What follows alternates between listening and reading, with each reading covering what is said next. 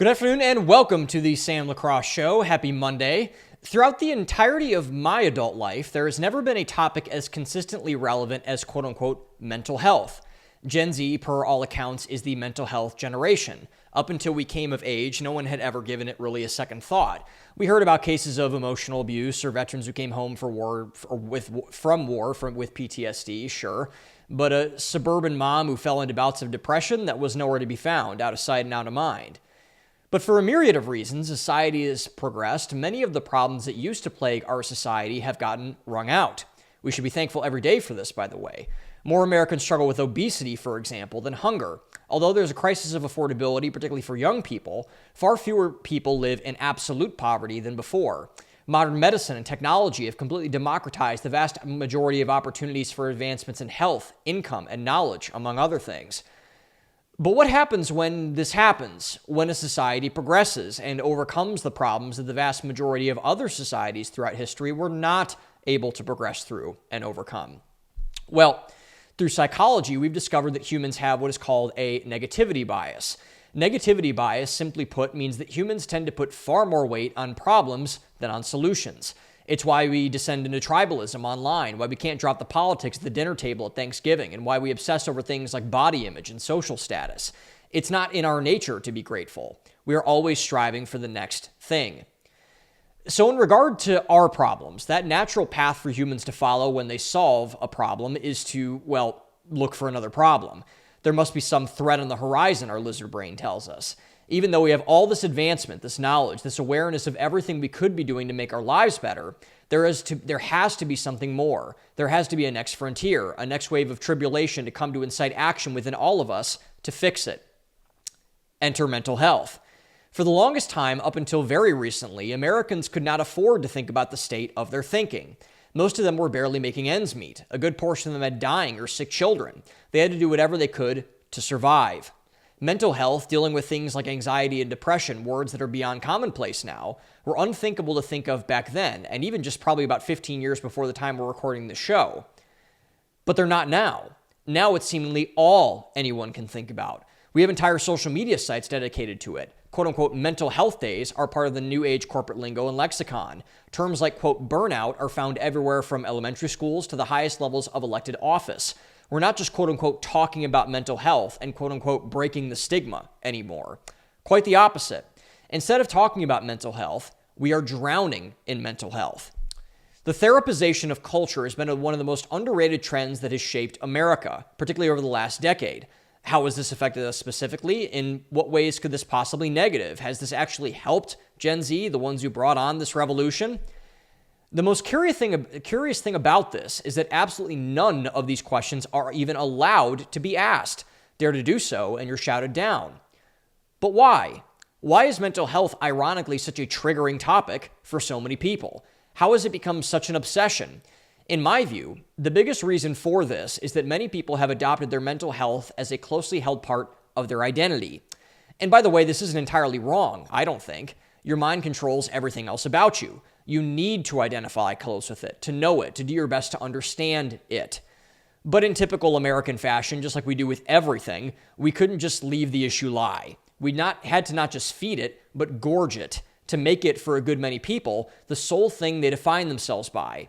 Our obsession with ourselves, our collective societal narcissism, has driven us to the point of insanity about our mental health.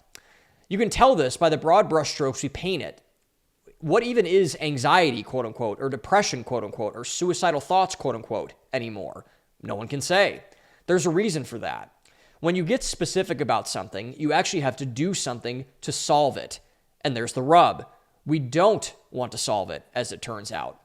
Instead, we want to masturbate to it, to massage it, to caress it, until the comfort of our own coddling bathes us in just enough relaxation to avoid dealing with any actual mental health problems by disguising them in fake mental health problems. And by the way, this isn't just negligence, it's abuse. Hiding your own problems so you don't have to feel uncomfortable enough to solve them is not a kind thing to do to yourself. It allows problems to persist. It causes you to get worse. It sends you further away from your goals that you claim to want to achieve. But it's even worse when you do it to other people. And unfortunately, we as a society have mainstreamed the biggest vehicle of this corrosive and destructive line of thinking that's ever existed: Therapy. If any of you have been following me for any amount of time, odds are you know my feelings on therapy. And to put it mildly, I'm the most anti-therapy person I know, and I know a good number of people. For the entirety of my adult life, I've been incredibly hostile towards therapy as both an industry and a practice, which indeed it is both. I've called it anti-family, a cancer, an addiction, a pathology, destructive, harmful, corrosive, disingenuous, and weak. A good number of factors have contributed to this line of thinking. I'm a relatively mentally strong person, at least I like to think I am. I learned that toughness through watching the people in my life go through very hard things. They didn't use therapy as a crutch. They didn't have a subscription to BetterHelp. They felt no need to cry on a couch. The one time I told my parents I felt depressed, my father explicitly told me, quote, "What do you have to be depressed about?" And I thought that was a good point, and still largely do. I had it made by all the base metrics of what, quote unquote, having it made looks like. My parents loved each other. They didn't hit me, beat me, or sexually abuse me. I had no overt evil done to me as a child. I didn't have any disabilities or a lack of meaning or purpose. I had problems. I wasn't a Christian yet. I was addicted to food and porn and had incredibly low self-worth. But depression? I thought that was a bridge too far. But yet through all that white knuckling, all that quote unquote toughing it out, I still had the sense that something was wrong. A healthy person does not turn to substances to cope with them. A healthy person does not need to watch sexual videos on the internet or down thousands upon thousands of calories to just feel like he could get through the day. A healthy person doesn't fear failure so much that he feels like every step he takes is watching under a microscope. A healthy person doesn't have so much social anxiety, particularly around women, that he shrinks whenever a new social opportunity emerges. All of this climaxed, like it did for many, on the onset of the COVID pandemic in March of 2020.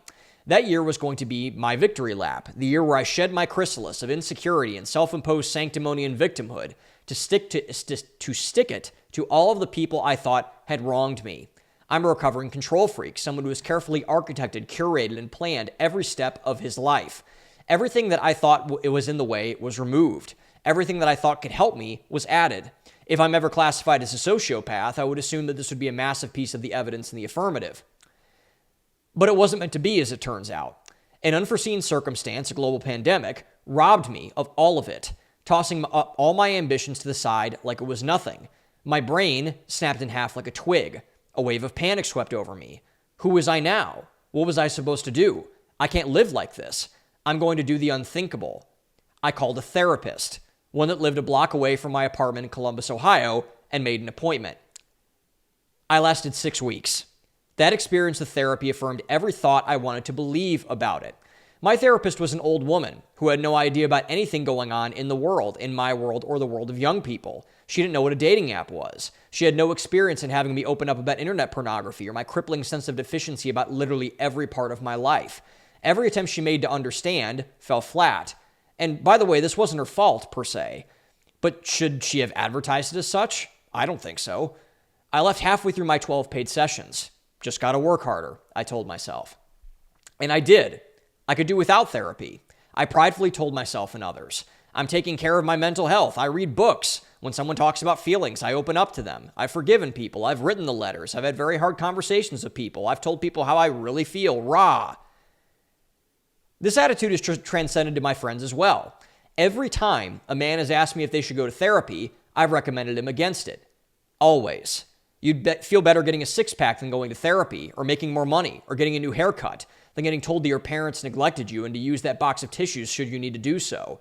That's what I did, and it's worked out great for me. Am I not enough of a giga-chad for you? Therapy? Psst, why bother?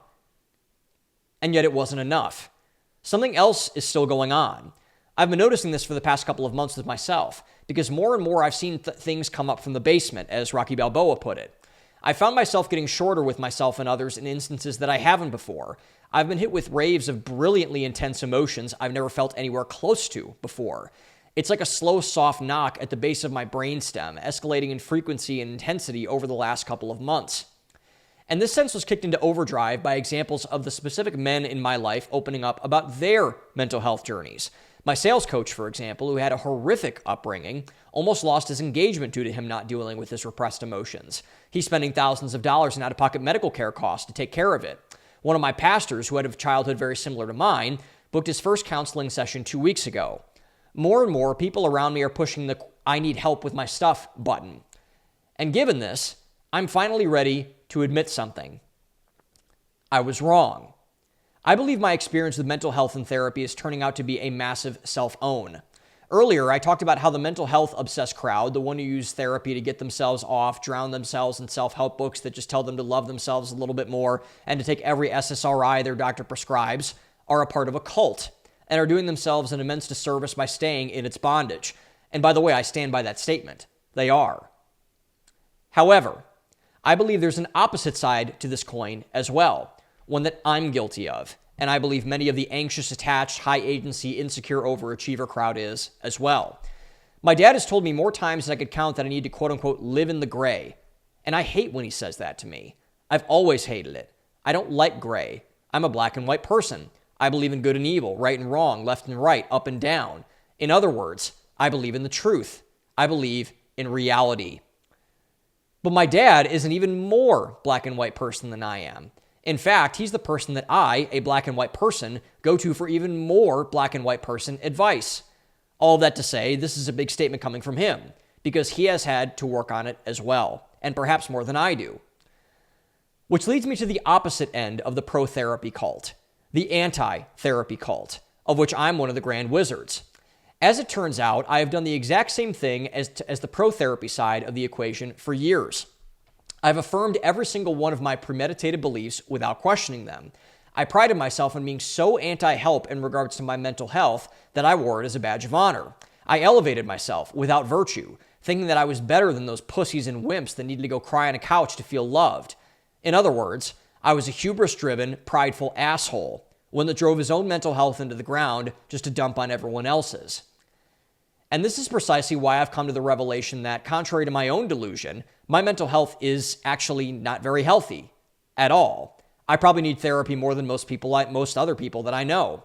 It's not that I'm special, because I'm not. It's that I've run the same insane game in my head as all the people I've so heavily criticized, but just in the opposite direction. As my dad said, I need to live in the gray. I need help.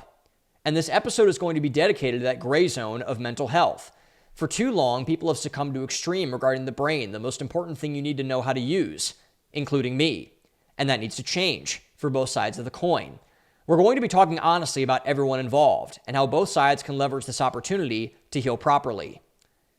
This episode is also going to be about action, something that I've been on both right and wrong on when it comes to mental health. It is not okay to take every action when it comes to mental health, to masturbate to all the self-help content, to try out a billion therapists and drown yourself in pills and yoga to avoid reality. But it's also not okay to ignore your mental health, to stay out of the basement, and to take no action at all. The gray is not only a helpful guide, it is also an actionable prescription, something that I have gravely neglected doing.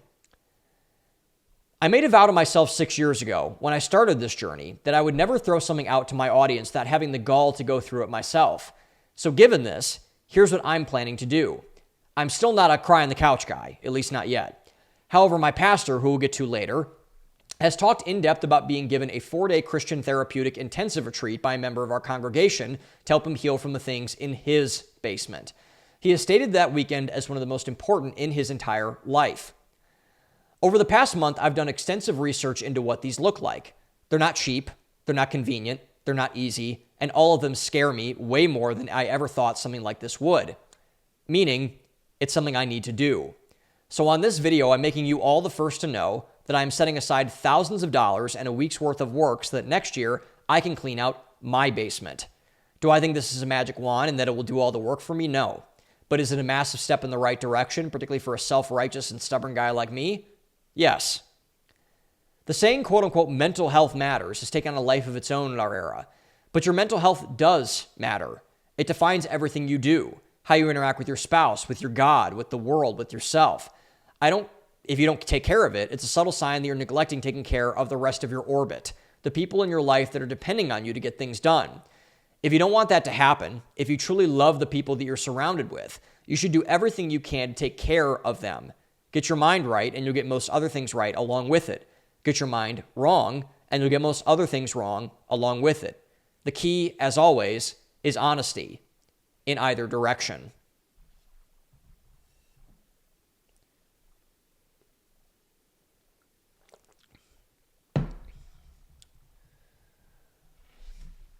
Okay, so I want to start with this. the therapization of everything in terms of the oh my gosh, mental health is everything side. That is something I want to address first, because I believe that is really the cause of all of my ire towards mental health. And I think it's the cause of a lot of the problems that we're seeing with the mental health of young people, with the mental health of America generally. And I think the person that has been, the person that has been the bravest about this is Abigail Shrier. So Abigail Shrier is one of my heroes, personally, from a literary sense, from a journalistic sense. She wrote a phenomenal book a couple of years ago called Irreversible Damage. And she wrote a new book right now about therapy, which we're going to talk about. She's writing one. She actually interviewed me for it, about the mating crisis that is going on among young people, among dating, mating, marriage, all those type of things. And Abigail is a heavyweight in this space. Like, she punches hard against people. And so a couple of years ago, or maybe not a couple years ago, I think it was last year or 2 years ago, she published a second book after the first book called Irreversible Damage, which we'll get to in a second, on therapy culture. And I saw that and I was like, oh boy, this woman and this lady is going to dive right into this stew of bashing, how dare you say I don't need therapy, rah, all that kind of stuff. So this book, and I highly recommend everyone read it. It's one of the best books I've read on the subject, maybe the best book I've read on the subject. This was the first book that was brave enough to clash directly against therapy culture, particularly for two people, for children and for young people. So people that are just kind of making their way in the world, and children. So in terms of what Shrier talked about, Abigail Shrier is not anti-therapy. Abigail Shrier has been to therapy, and she, I believe, still goes to therapy in some context, but she's been to therapy before. She is not anti-therapy for everyone, for all reasons. But she basically said, like, hey, if you're a parent and you just send your child into the lion's den, if you're a young person that's freaking out and tweaking about every single thing that's going wrong in your life, you probably don't need therapy. You just need to learn some skills and become more self-reliant and, resilient and all those type of things. And you can probably make it through. And that was really the message of the book. And she went into a lot of anecdotal detail. She went into a lot of research on it. And we'll get to that in a second as well. But the one thing that shocked me more than anything else was the reaction that it got. And I remember some of the people that I highly respect in the space: Mark Manson, Chris Williamson, somewhat to a degree Joe Rogan, but everyone who really interviewed on this really was kind of appalled at this. People that I think are pretty mentally strong were like, well, what do you mean the therapy's bad? And the book is called Bad Therapy, so maybe she should have titled it something different, but I like the title, and she liked the title. It's obviously why she picked it. But people were slamming Abigail Shrier. And some people, by the way, said it was more divisive than her first book, which dealt with, if you guys don't know, Irreversible Damage, dealt with transgender issues for young girls. Which, by the way, I am fully convinced at this point that the transing the kids era, the chopping off of body parts of healthy young children, girls, boys, but especially girls in Abigail Shrier's case, will go down as the largest societal black eye of our time. Like, we're way beyond lobotomies at this point with the transing of the kids, the chopping off of the body parts, and you're a boy when you're actually a girl. I think that will go down as one of the great stains in the history of our nation, that we let this go on for as long as we did. Like, it is a societal black eye of societal black eyes, which makes the reaction to Shrier's book on therapy that much more fascinating to witness.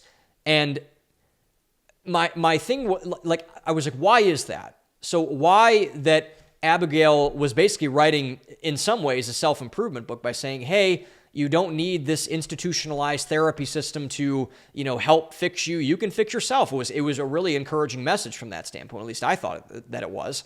But the big point of her book was a medical phenomenon that I did not know about, and I learned through this book. And this is really the kind of the thesis of her book, the big crux of everything, was a medical phenomenon called iatrogenesis. I think I'm saying that right. So iatrogenesis, which, put very simply, is when medical professionals do harm when intending to treat people.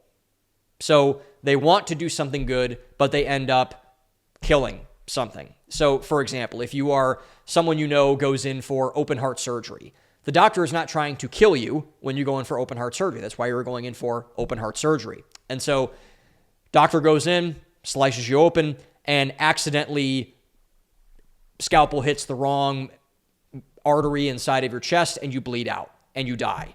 That is iatrogenesis. It's a horrible thing, and it is something that the doctor did not intend to do, but it happened. And so that is what's called iatrogenesis. And so looping this back to therapy, looping this back to Abigail Shrier, the crux of Shrier's argument was that by using therapy and the therapeutic industrial complex, because that's what this is, it's an assembly line. The therapy industry is a very, very rich industry, and it's gotten way more rich ever since this whole ramping and escalation kicked off with the pharma companies, with the individual practices, with the large mental health clinics. Everything that's taken off from this is a direct result of this iatrogenesis.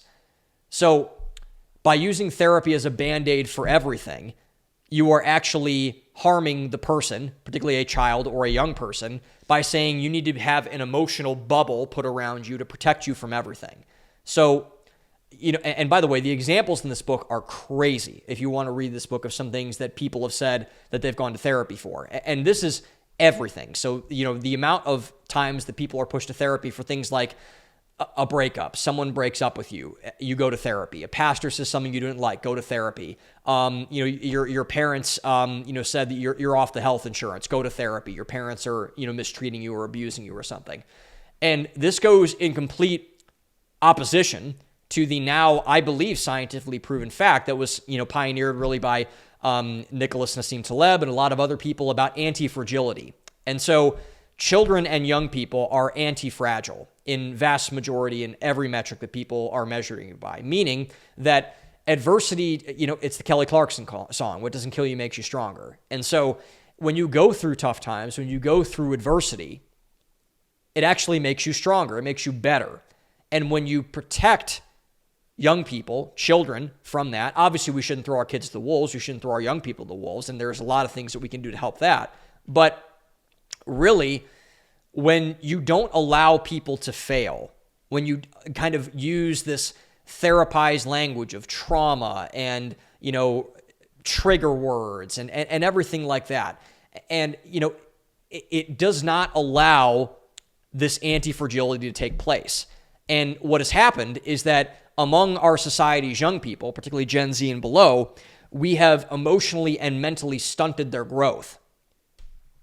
Emotionally and mentally.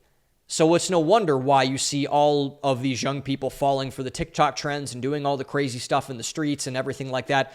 It's because to a large degree, we have either thrown them to the wolves or protected them too much. There's no happy medium. It's all polarizing to some form of extreme on the mental health spectrum.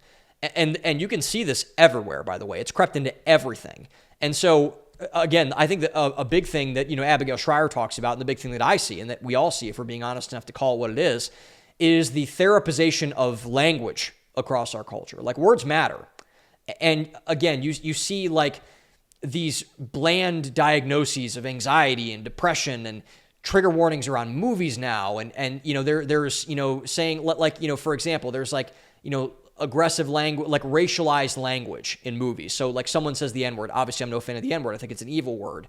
But, you'll see in a lot of movies about like, slavery in America, for example. Like you'll see a warning come up saying like, hey, like trigger warning, they use these words inside of these movies. And by the way, notice they don't do any of that with rap lyrics. Nowhere to be found. But on movies, it's in there, and it's like what is that? Like that's never been a thing up until recently. Like there was a thing, I think Will Smith had a movie that had a specific, like when you get to the end of a movie trailer and you see why a movie is rated PG-13 or rated G or rated R or whatever, and they list all the things underneath it. And there was a new segment, it was Emancipation, I think it was on Apple TV, that said like strong racial violence. It's like, what does that mean? And so like you have to warn all of these and put all of these qualifiers and everything else. And what I think this has done is it's made everything related to the mind into a crisis and an extreme. Because many things inside of your mind, like think of how many thoughts you have a day. I don't know what the number is. I'm sure there's some science on this, but probably at least thousands of thoughts that you have per day. And how many of them do you remember? Not many, probably, because you focus on things like you have jobs, you have your family, you have your kids, you have whatever. And so emotions And mental effects that you feel and that you think about and all those things, they're supposed to be mostly fleeting. Like you see something, outside your window and you're like, oh, that's something outside my window. And then you don't think about it the rest of the day.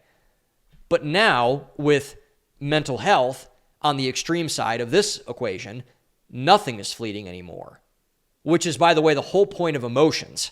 People get emotions wrong all the time. Emotions are supposed to give you direction and to say, okay, you're going in the right way or going the wrong way. They're not supposed to be internalized and,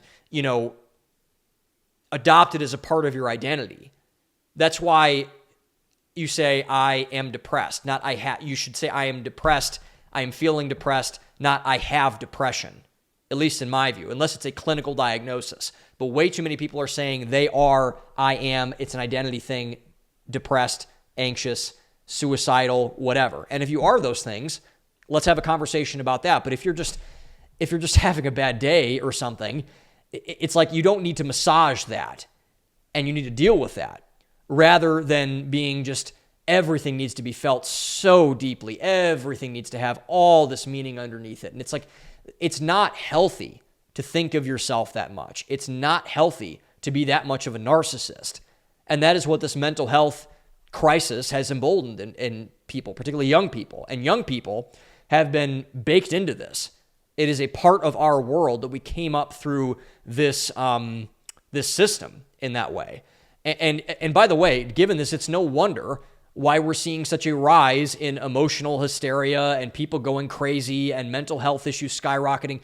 Because when you don't know how to deal with life properly, like what other option is there?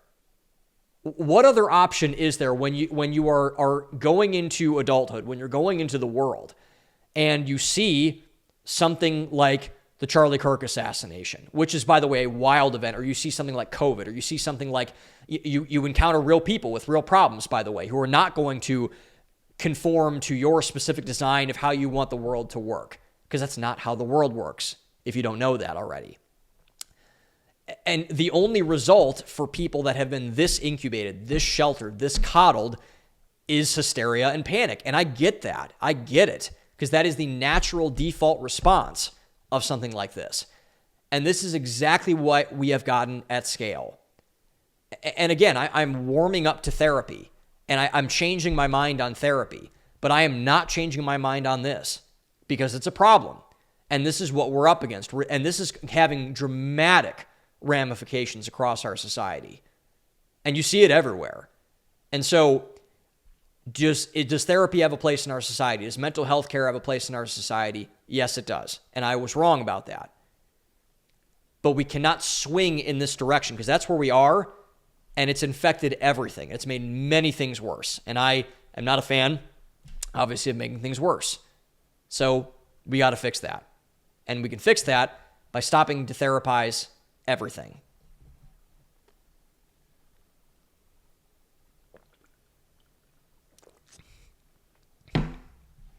And the way that we have most therapized things is the biggest manifestation of therapy culture is what I'm deeming this side of the coin that I've been so anti for a while. And I believe that I'm right in that assertion, is the complete and total devaluation, for one thing, and the explosion, a fake explosion, of quote-unquote traumatic,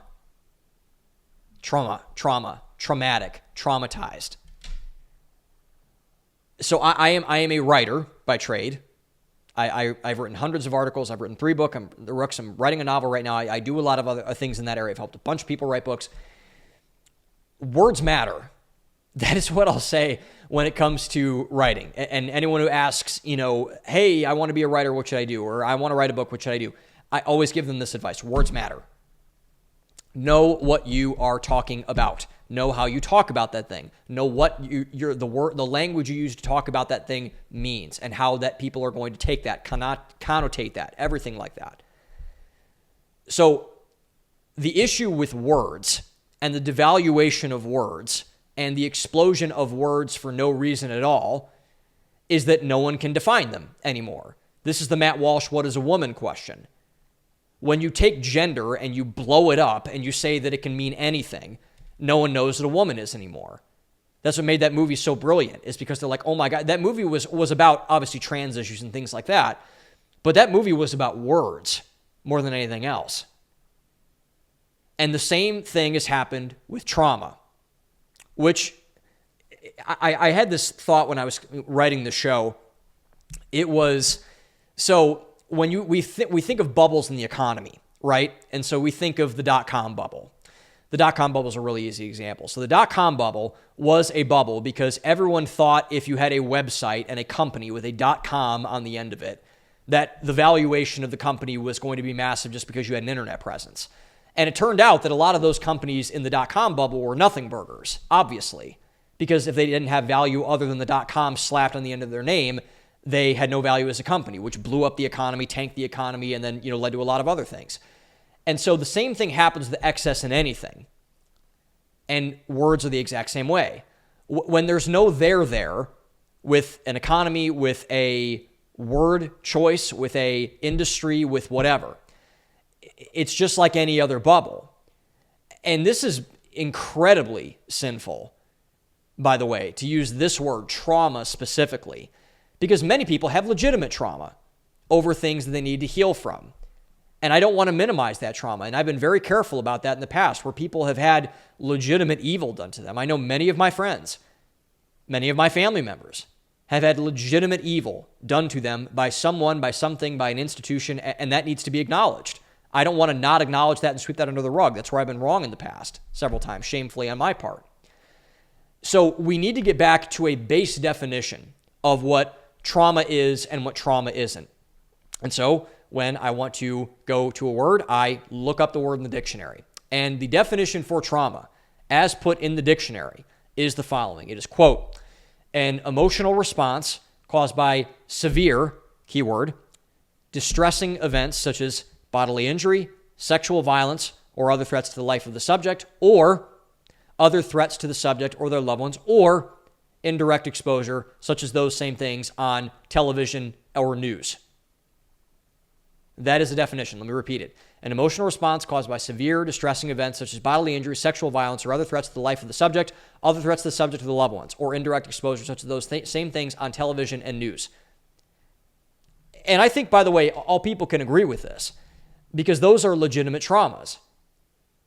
Like, it is traumatic if you're a child and you fall from, the top of a playground and you break your arm. Like, oh my gosh, my arm doesn't work anymore. What the heck is going on here? That is a physical trauma and is a mental trauma as well. Like, oh my gosh, I can break my body. It's obviously a crime if you are sexually abused or molested. Like, that is the taking of the innocence of your sexuality. Pornography is sexual violence, in my opinion, for this reason. And other threats to the life of the, like if someone says, I'm going to tells your face, I'm going to kill you. They're like, oh my gosh, like this person wants to kill me. Like, I don't know what to think.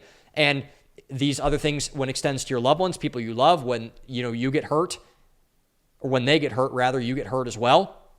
And I think there's a low-grade trauma that has happened with social media. And especially, people were saying, I can't tell you how many people, told me after the Charlie Kirk assassination that they were traumatized by that. And I believe that, by the way. I think I was traumatized by that. I didn't want to see the video of Charlie getting shot. It just came up on my feed and I saw it and I was like, oh gosh. And I remember I felt legitimately sick. And I remember too, I was watching someone speak on a stage, I think the weekend after the assassination. And I had a flash in my head of the same thing that happened to Charlie happening to the speaker, where I saw a flash of him getting shot. And I was like, oh, wow. That's because you shouldn't see those things. Human beings were not meant to see those things. This is why, taking care of our veterans are so important, because they see these things all the time. They saw these things all the time.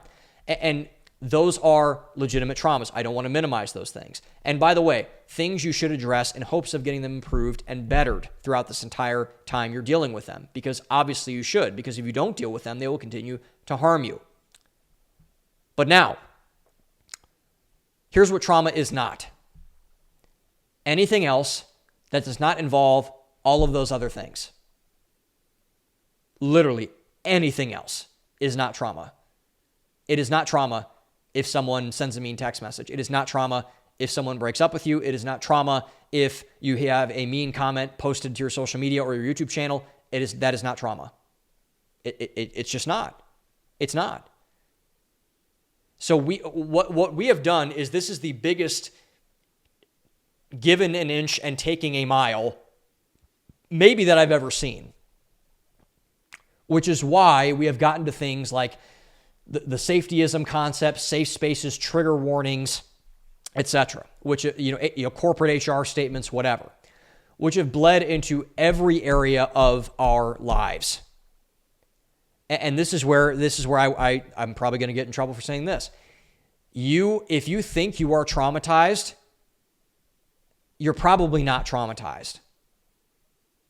You're probably not. There was a great saying I believe most people who have experienced and played high school football have heard before, or high school sports in general, but football I think is very pragmatic for this.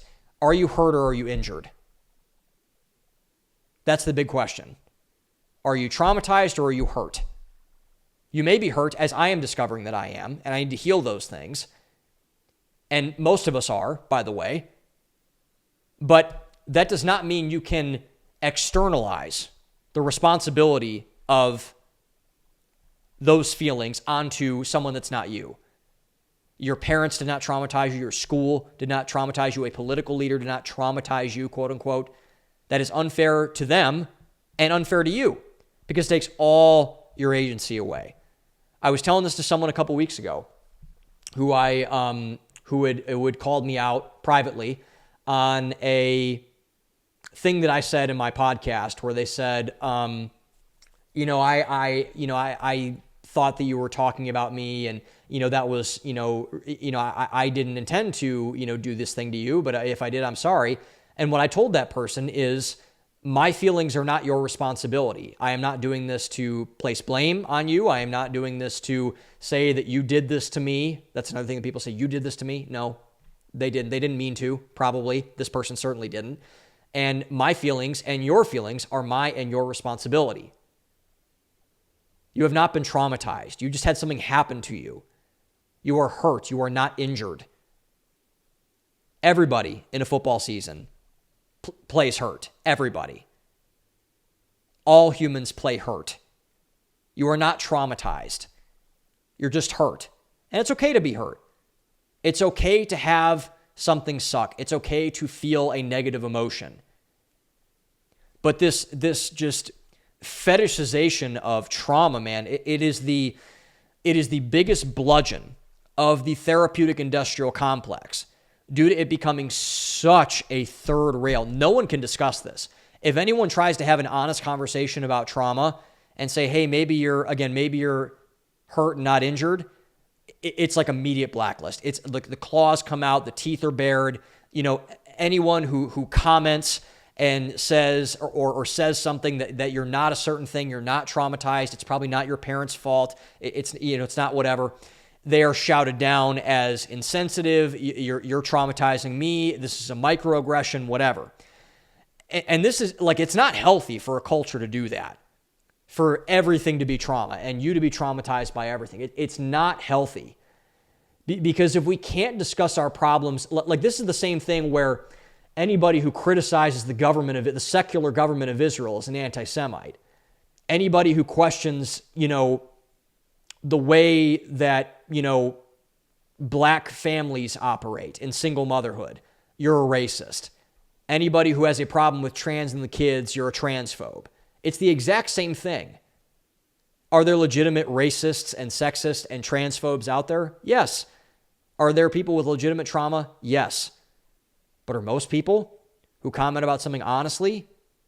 No. No. We need to be able to discuss our problems openly.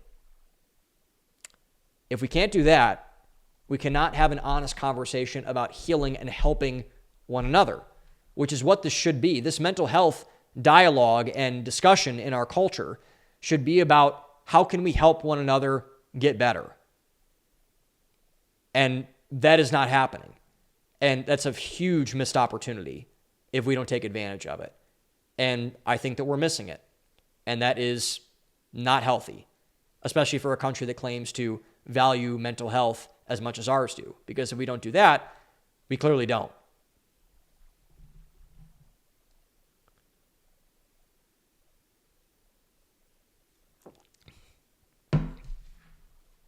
So when I was writing this episode, I actually thought about an article that I wrote way back in June of 2020. And I wrote a book about, or not a book, an article about men's mental health. I believe it's still up on my Substack. So if anyone wants to, subscribe to my Substack, samlacrosse.substack.com, to go and see, where that is. But I wanted to talk about men's mental health back when it was, before it was cool to talk about men's mental health. And I was like, well, this is interesting. And I don't think I got everything right, obviously. I think I got some things right. I haven't really read the article in a long time. I don't really read my stuff. But this mental health thing specifically for men is a very interesting thing to observe. And it's something that I've struggled with quite a bit, to be honest, in terms of how I've really discussed all these things too. And so one place that I feel has been, one podcast in particular, that was very helpful, and a lot of people understand this, and me understand this, was one that where Chris Williamson, who is normally a podcast host, he is the host of Modern Wisdom, one of the biggest podcasts in the world. He went on to Cameron Haynes' podcast, the Keep Hammering Collective. He went up to Oregon. He did all the lift, run, shoot thing with Cam. And it was one of the best podcasts I have ever listened to, ever. And I would highly, highly recommend that everyone, after they're done listening to my show, obviously, they go and listen to that episode. It's on the Keep Hammering Collective. It's Chris Williamson on it. I believe it's the third episode he ever did. It was a phenomenal podcast. And, you really got, I think, really a big reason, because you really got to know Chris better as a person, because Chris is the interviewer. He's never really on the opposite side of the mic. And so I didn't really know much about Chris. And Chris said all these things about how he was pretty viciously bullied and this, and he was citing all these sources. And I'm like, wow, this is so fascinating. And you see just how much of a transformation he had been through. And Chris is a very, very intelligent person. And so he had many bars in this episode. But the best one, and I think this is where Chris is at his best, is when he stood up for men, which he has for a long time. He's been one of the rare people that has consistently stood up for men's issues, for men's mental health, for men's, overall health, for men's just status in society, all those things. And he had this quote that went really viral afterwards in several clips. I have it saved on my Instagram several times probably, where he says that when talking about men's mental health, women want to be loved and accepted, while men want to feel capable and powerful. And I was like, that's it. That's it. I had never heard someone phrase it that way before.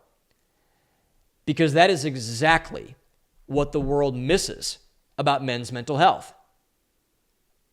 It's exactly like the school system. So for any women watching, listening, this is what I mean. So the school system is not built for young boys in particular.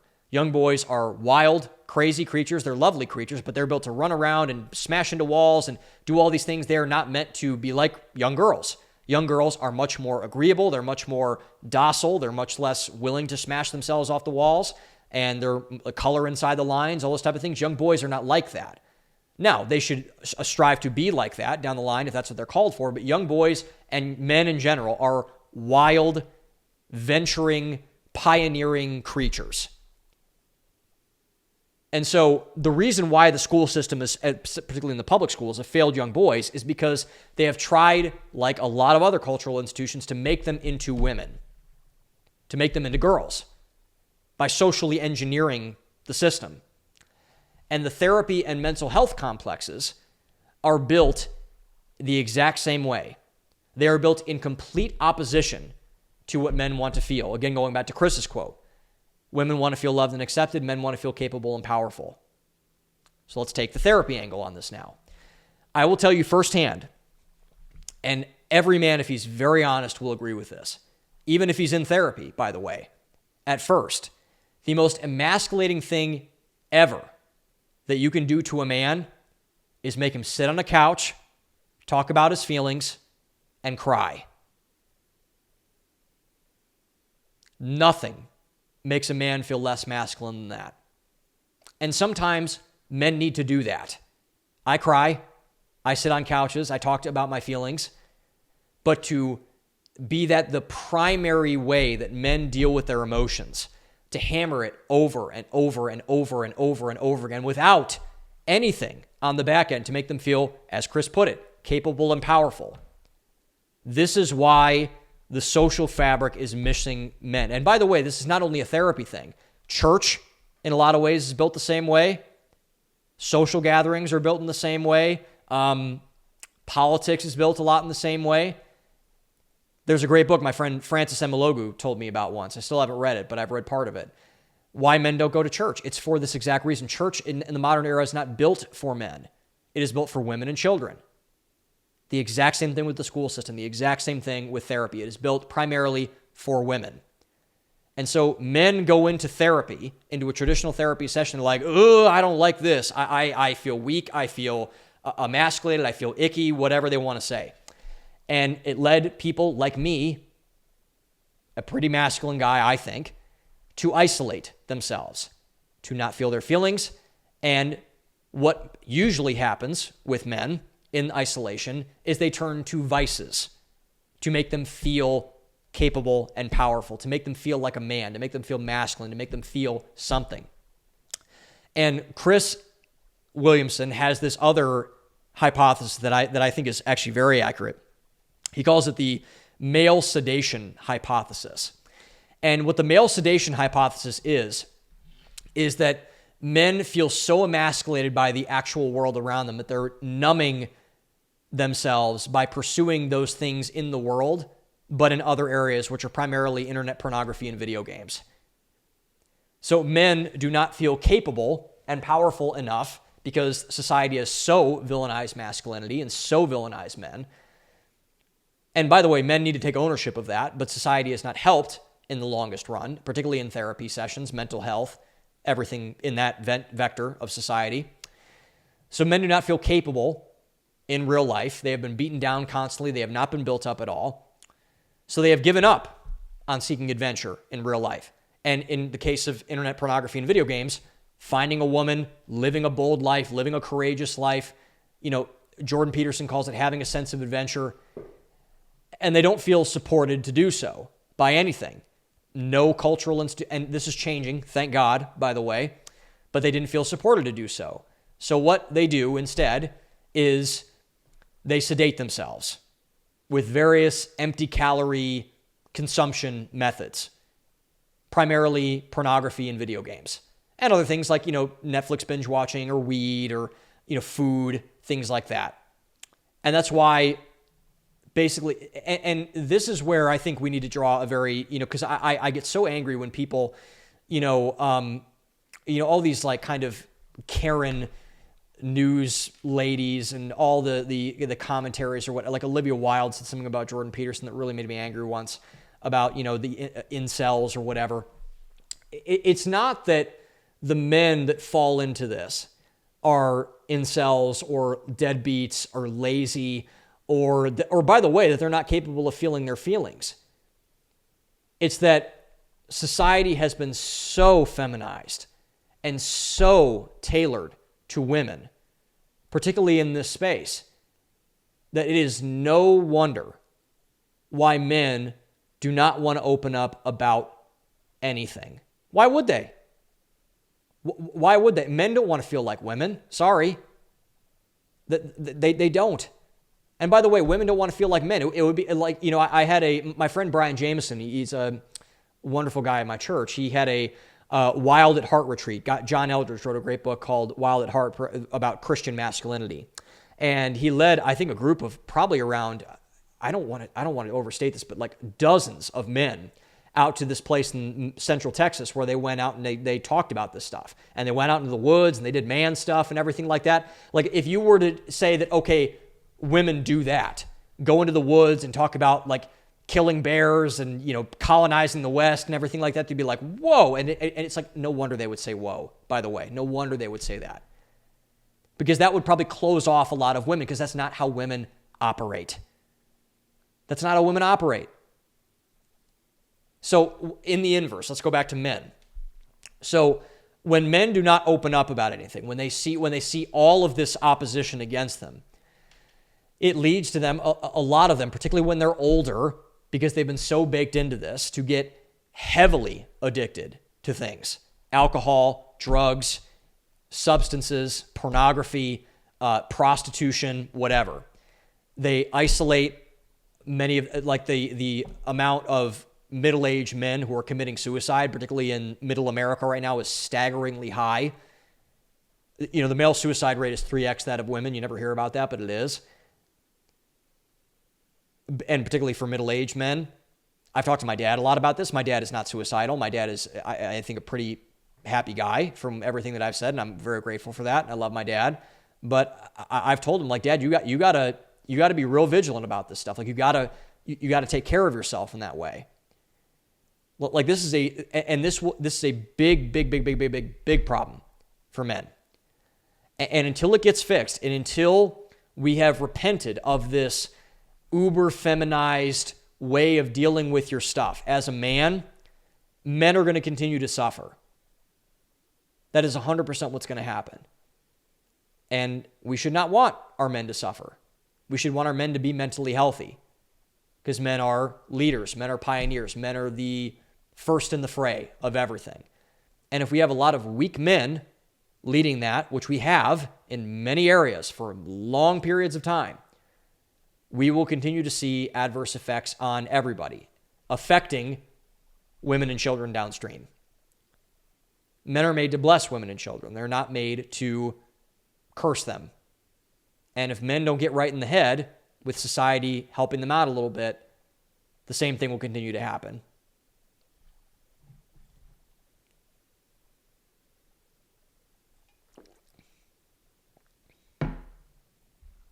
So what should we do about this?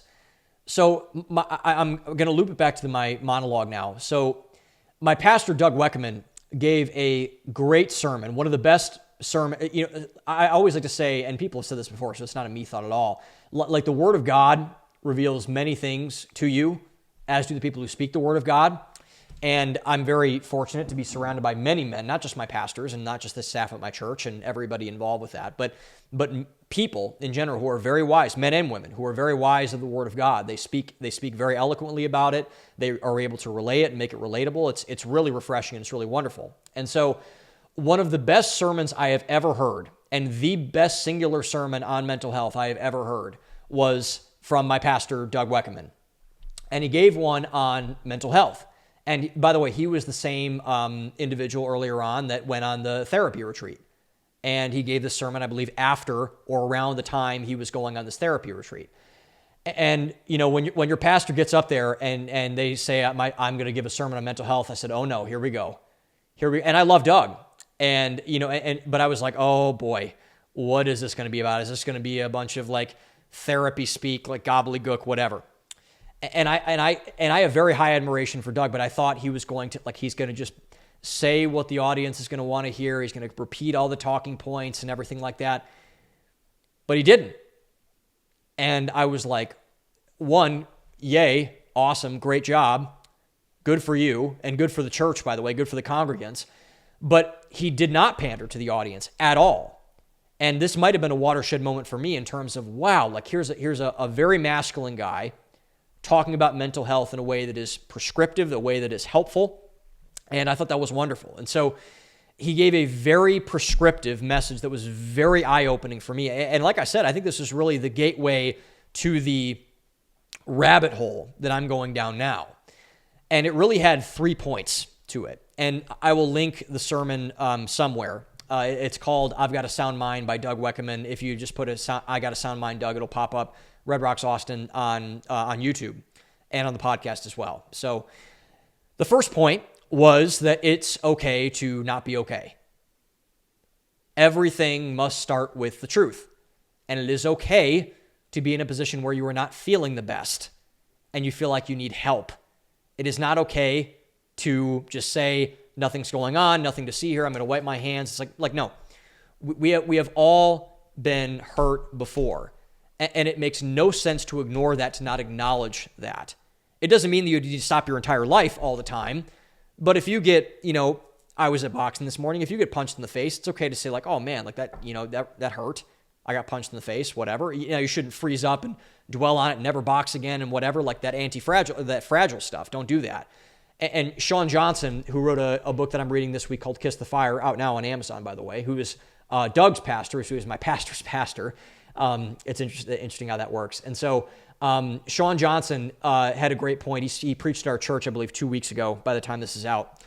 And he said something that I thought was really, really interesting because it's all about how to break through, to not do what the therapy culture says, and to persevere and to be self-reliant and everything else. And Sean said something that was so simple, but it was so illuminating for many people, and for me especially. He's like, it's okay that it hurts. It's okay to say that this hurts.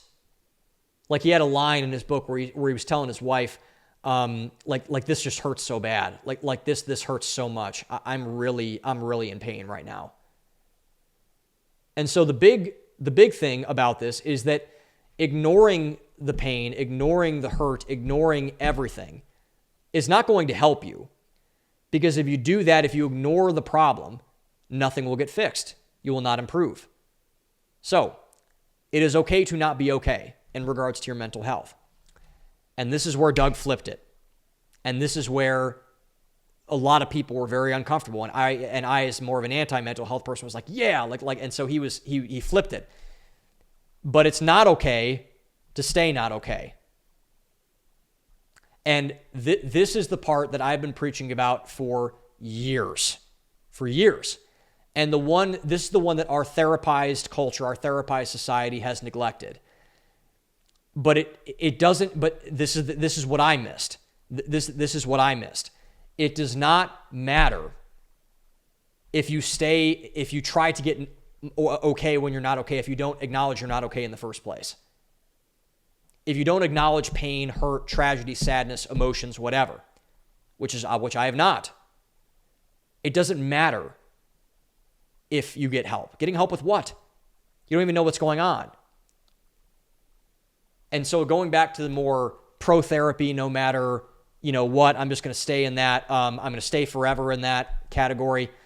The mind is a part of the body. This is the analogy that I've given to my, a lot of men before who are more immersed in the, I need to be in therapy for years. I need to do all this type of thing. The mind is a part of the body. And it is different than any other part. But you should treat it when you're treating something and you're treating a wound on it. It's no different than any other part of the body. So the example I always like to use is you break your arm doing something. You don't leave the cast on forever. You don't leave the cast on forever. Break your leg. You don't leave the cast on forever. You tear up your knee. Don't leave the brace on forever. Because what happens? It atrophies. It gets weaker. And you have more likelihood of breaking it again if you don't break off the cast, take off the brace, and exercise it and use it. So therapy, while it can be a necessary part of your healing process, and is for a lot of people, which I've gotten wrong, you should not be in therapy for your entire life. You shouldn't be. The mind is the most important thing you can heal and strengthen. The most important thing, by a mile. But it cannot thrive unless you allow it to get let loose and be out in the wild. It can't. It just can't. And what Doug really rammed it home with, which I thought was awesome, was that it is your responsibility to get help. And this is where I'm currently at now. And this builds on the it is not okay to stay not okay point. And I alluded to this earlier on. It is no one else's responsibility to fix you or to fix your mental health. It's not your therapist's fault. It's not your family's fault. It's not your therapist's responsibility, rather. It's not your family's responsibility. It is your responsibility. No matter how many mental health resources you leverage, no matter how many people you apologize to, no matter how many people say they're sorry, your emotions and your mindset is a you problem. You must invest into your mental health and take care of your mental health. You must do it. No one else must do it. You must do it. Which is where I and many others have fallen flat over the years. If you don't take action, if you do not do something, you will run the same cycle over and over and over and over again for years. Do not externalize. Do not say it's someone else's responsibility, because it's not. It's your space between the ears. It is your head. You need to take care of it. I have paid this price a lot before. I highly recommend you learn from my mistakes. And thankfully, I have gone out of my pride, at least for now, and I am starting to do something about it, which I'm actually pretty excited about. It's a good challenge for me.